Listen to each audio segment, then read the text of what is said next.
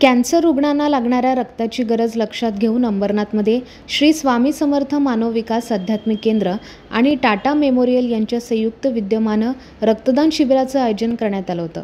सोमवारी अंबरनाथच्या पूर्व भागात असलेल्या स्वामी समर्थ मंगल कार्यालयात हे शिबिर पार पडलं।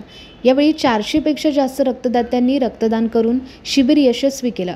स्वामी समर्थ आध्यात्मिक केंद्राचे संस्थापक अण्णासाहेब म्हस्के यांच्या पुण्यस्मरण दिनानिमित्त या रक्तदान शिबिराचं आयोजन करण्यात आलं होतं। मागील 2 वर्षांपासून अण्णासाहेब म्हस्के यांच्या पुण्यस्मरण दिनानिमित्त रक्तदान शिबिराचं आयोजन करण्यात येत आहे।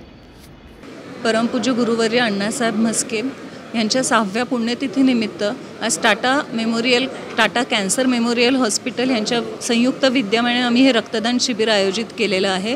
शिबिराची वेळ सकाळी 10 पासून दुपारी 3 पर्यंत होती।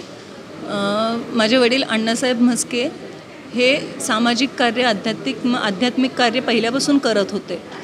तर आमच्या मठामध्ये धार्मिक कार्य होतच असतात, तर सामाजिक कार्याची जोड द्यावी म्हणून आम्ही हे रक्तदान शिबिर मागच्या 2 वर्षांपासून भरवत आहोत आणि समस्त आमच्या मठातले स्वामी सेवेकरी याला भरभरून प्रतिसाद देतात।